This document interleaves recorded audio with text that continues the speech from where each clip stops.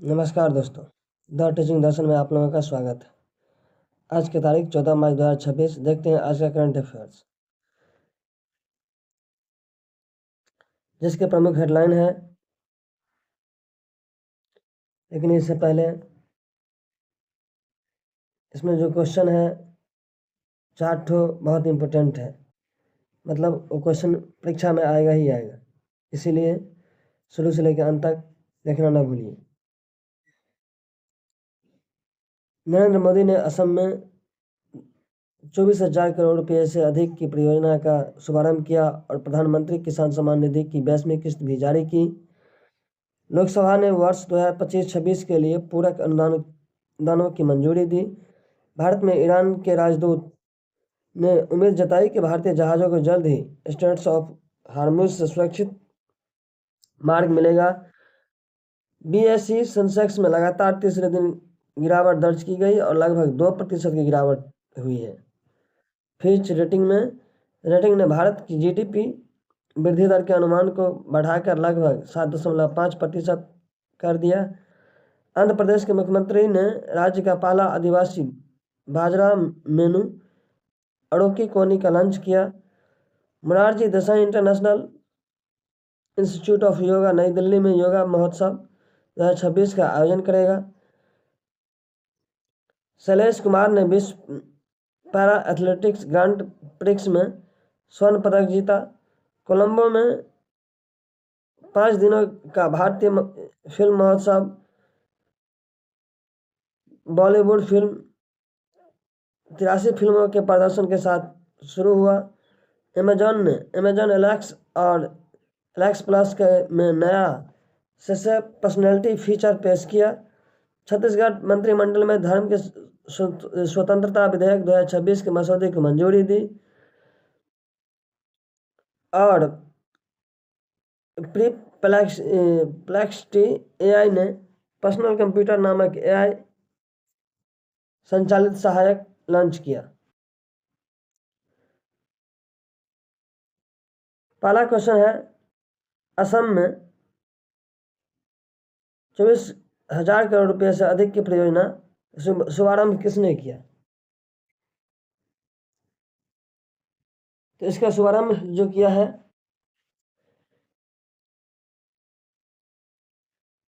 वो नरेंद्र मोदी ने किया है।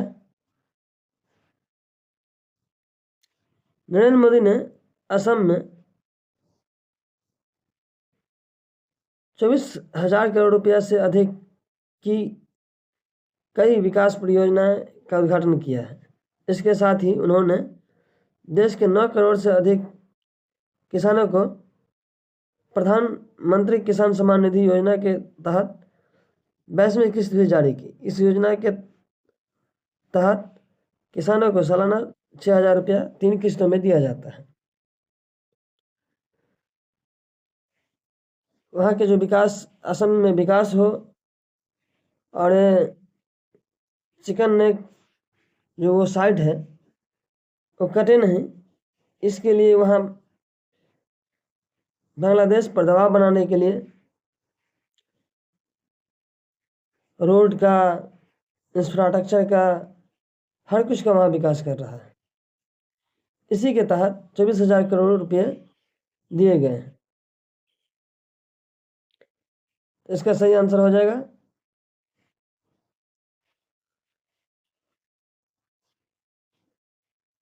Option C, Narendra Modi.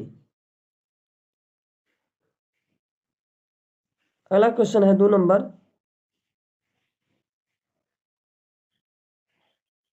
वर्ष 2025-26 के लिए पूरक अनुदानों को किस सदन में मंजूरी दी गई?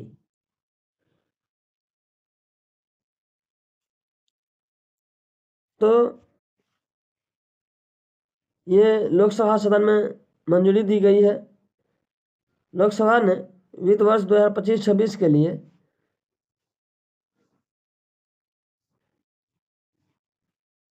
अतिरिक्त खर्च को पूरा करने हेतु पूरक अनुदानों को मंजूरी दी है। जब बजट में निर्धारित राशि पर्याप्त नहीं होती है तब सरकार संसद से पूरक अनुदान की स्वीकृति लेती है। आपको जितना दिया गया उसमें वो पूरा खर्चा हो गया, उससे वो काम नहीं हुआ, और फिर से जो दिया जाता है उसे ही पूरक अनुदान कहा जाता है। तो ये जो पेश हुआ था, मंजूरी मिला था, ये लोकसभा में मिला था। कहाँ पे मिला? लोकसभा में, जो हमारे निचले सदन है, और उच्च सदन को राज्यसभा कहा जाता है।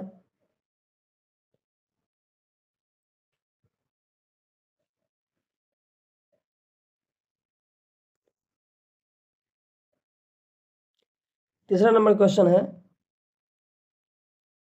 किस देश के राजदूत ने कहा कि भारतीय जहाजों को हरमुज जल मध्य से सुरक्षित मार्ग मिलेगा? तो तेल का किल्लत हो, गैस का किल्लत हो, उसके लिए जिम्मेदार हरमुज जल मार्ग ही है।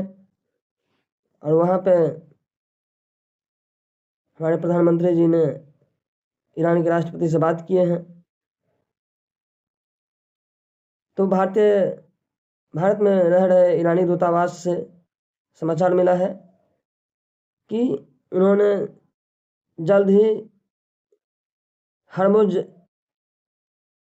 जल माध्य जो है वो रास्ता देगा भारत को, और भारतीय जहाज पे अटैक नहीं करेगा।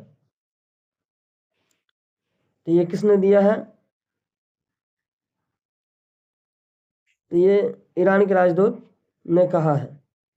हरमुज, स्टेट ऑफ हरमुज विश्व के सबसे महत्वपूर्ण समुद्री मार्ग है, जहाँ से दुनिया के तेल का बड़ा हिस्सा गुजरता है। भारत में ईरान के राजदूत ने कहा कि भारतीय जहाज़ों को इस मार्ग से सुरक्षित गुजरने की सुविधा दी जाए।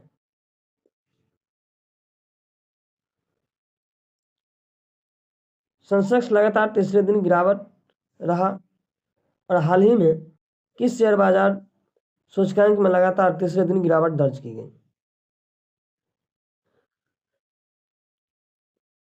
तो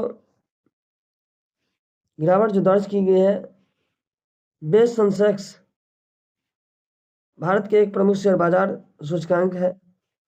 हाल ही में इसमें लगातार तीसरे दिन गिरावट दर्ज की गई है। लगभग 2% की गिरावट हुई है, जो निवेशकों को चिंता बढ़ाता है।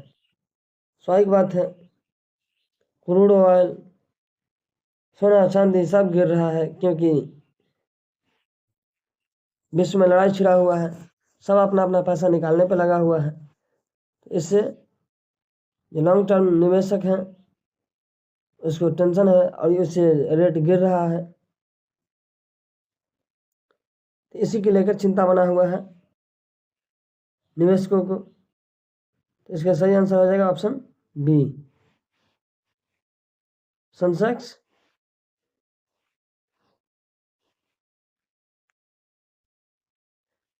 सेंसेक्स में लगातार गिरावट हुआ है।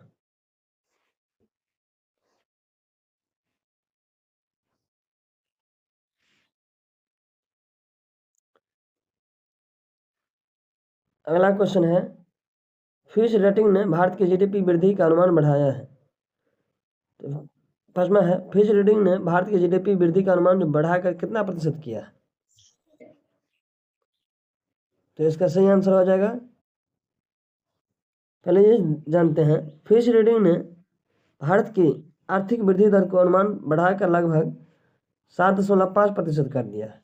यह मजबूत घरेलू मार्ग, निवेश और सरकारी नीतियों के कारण संभव माना जा रहा है। तो कितना जीडीपी बढ़ाया है? जीडीपी का फुल फॉर्म होता है ग्रॉस डोमेस्टिक प्रोडक्ट। तो 7.5%, मतलब सी आंसर है इसका। छठा नंबर क्वेश्चन है, आंध्र प्रदेश का पहला आदिवासी बाजरा मेनू अरकू कोनी लॉन्च किया है।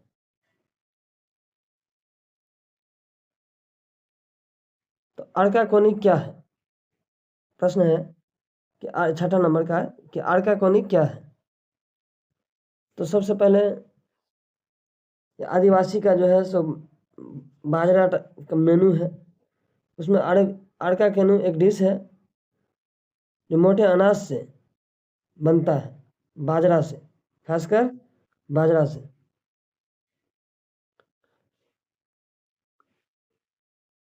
आंध्र प्रदेश के मुख्यमंत्री चंद्रबाबू नायडू ने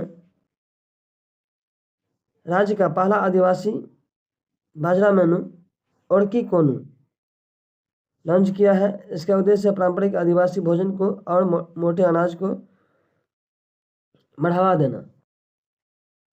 मोटे अनाज खाना भी चाहिए, ये पुष्टिकर होता है। बाजरा, इसके बाद मड़ुआ, ज्वार, ये सब।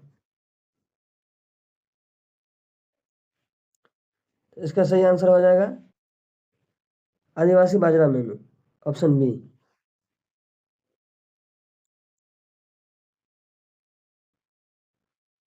मोरारजी देसाई राष्ट्रीय योग संस्थान में योगा महोत्सव 2026 योगा महोत्सव 2026 का आयोजन कहाँ करेगा, कौन करेगा?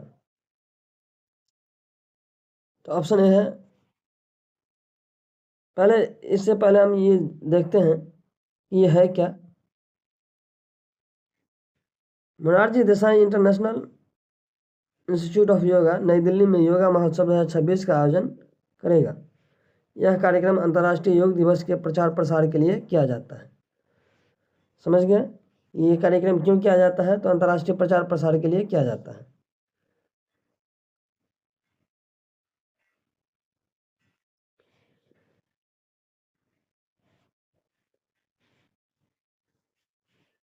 तो इसका सही आंसर हो जाएगा ऑप्शन सी, मोरारजी देसाई राष्ट्रीय योगा संस्थान ये आयोजन करवा रहा है योगा महोत्सव 2026। अगला क्वेश्चन है 8वां नंबर।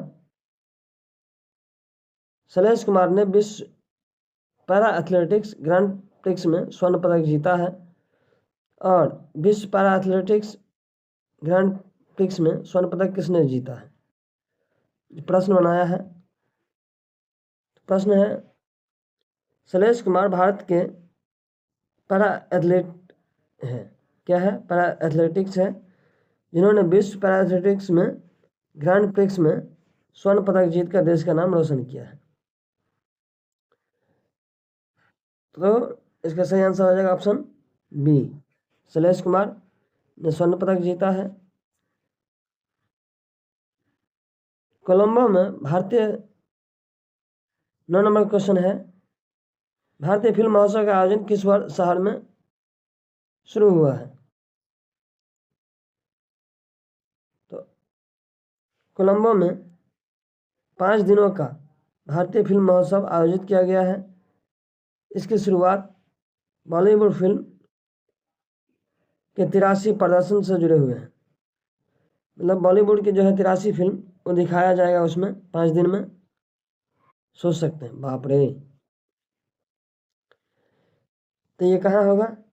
ये कोलंबो जो श्रीलंका की राजधानी है, पहले था, अब तो जयवर्धनेपट्टपुरम हो गया है, श्रीलंका में स्थित है।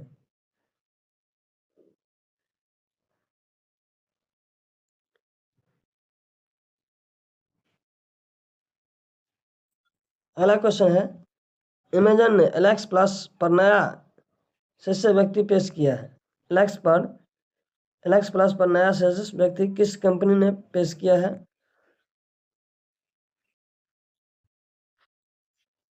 तो अमेजन ने अपना वॉइस असिस्टेंट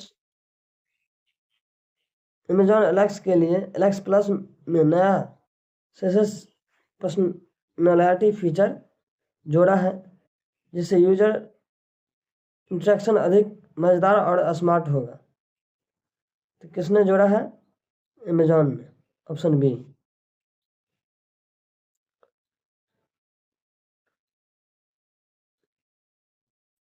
अंतिम क्वेश्चन है सर, छत्तीसगढ़ कैबिनेट ने धर्म की स्वतंत्रता विधेयक 2026 मसौदे को मंजूरी दी है।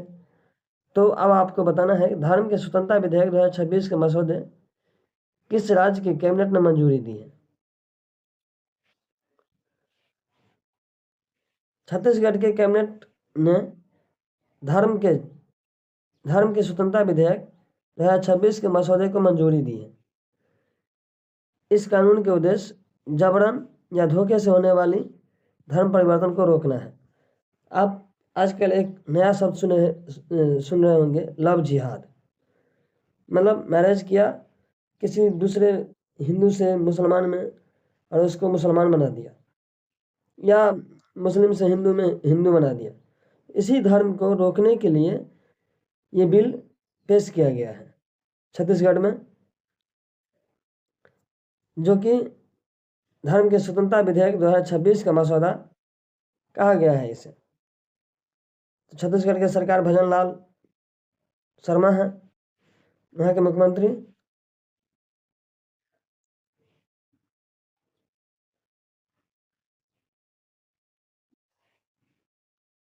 जिसका सही आंसर हो जाएगा ऑप्शन बी।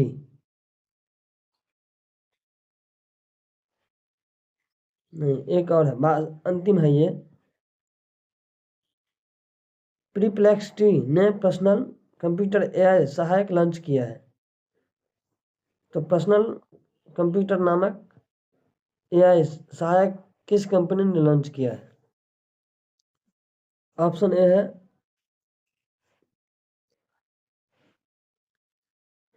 प्रीप्लेक्सी एआई ने पर्सनल कंप्यूटर नामक नया एआई आधारित सहायक लॉन्च किया है, जो कंप्यूटर पर विभिन्न कार्यों को आसान बनाने के लिए बनाया गया है।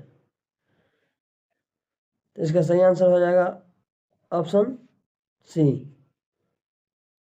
प्रीप्लेक्सिटी एआई ने।